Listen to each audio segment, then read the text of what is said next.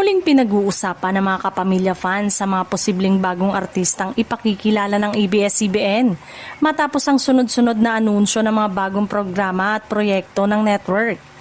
Ayon sa mga usap-usapan, may ilan pang kilalang artista ang umano'y nakatakdang maging bahagi ng lumalawak na roster ng Kapamilya Stars. Bagamat wala pang opisyal na kumpirmasyon ng ABS-CBN kung sino-sino ang mga bagong talentong kanilang ilulunsad, marami ang naniniwalang bahagi ito ng mas pinalakas na lineup ng network para sa nalalapit na mga teleserye, variety shows at digital project.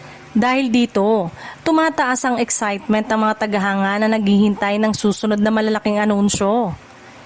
Hindi rin maikakaila na sa mga nakalipas na buwan ay ilang kilalang personalidad ang naiugnay sa paglipat ng Kapamilya Network. At dahil dito ay lalong umugong ang espekulasyon na may mga pasabog pang inihahanda ang ABS-CBN na tiyak na ikagugulat ng publiko.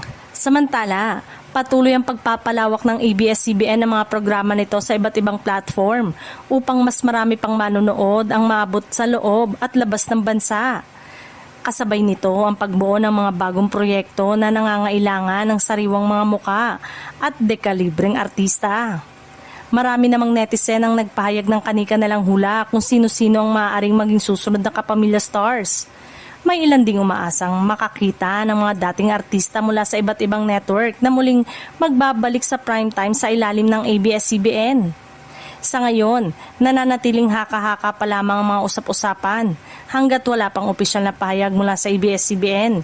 Mas mabuting hintayin ang mga susunod na anunsyo ng network tungkol sa mga bagong artistang magiging bahagi ng kanilang lumalaking pamilya.